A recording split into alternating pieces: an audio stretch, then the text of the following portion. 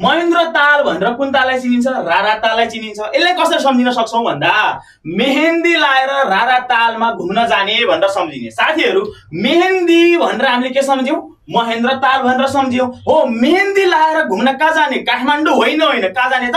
रारा जाने, मुगु हैन त? हो, भनेपछि रारा ताल भनेर सम्झिन्छौं। महेन्द्र ताल भनेर कुन ताललाई चिनिन्छ? रारा ताललाई चिनिन्छ भनेर सम्झिन सकिन्छ। त्यसैगरी कुन ताल रहेको छ? कपिल ताल भनेर कुन ताललाई चिनिन्छ? घोडाघोडी ताललाई चिनिन्छ। कसरी सम्झिने त?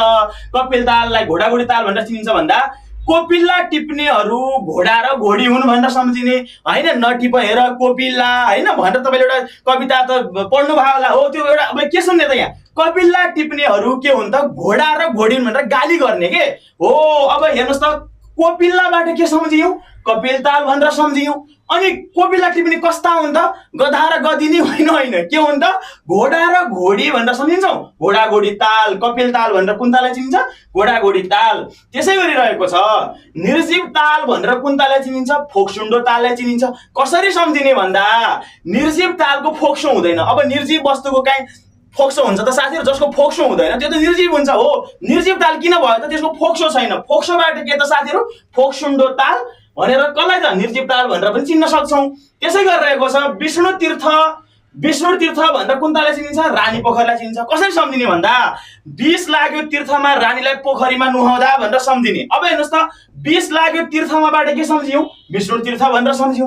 अनि विष लाग्यो तीर्थमा कसलाई? रानीलाई किन पोखरीमा नुहाएर? हो, भनेपछि रानी पोखरी भनेर सम्झिन सक्नुहुन्छ।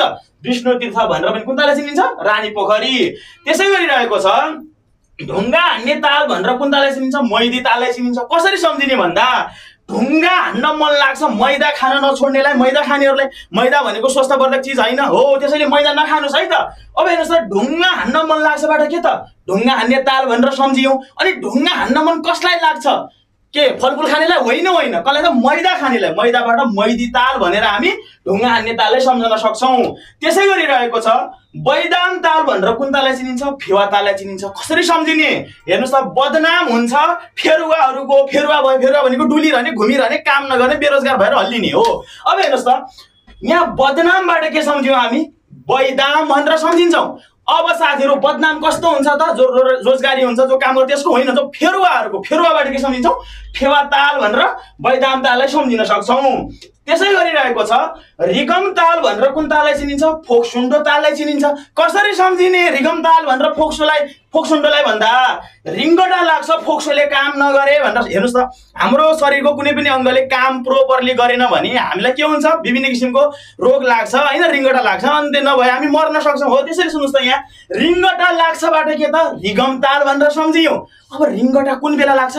फोक्सोले काम गर्न छोड्यो। फोक्सोबाट के त? फोक्सुन्डो ताल भनेर रिगम ताललाई हामी सम्झिन सक्छौं।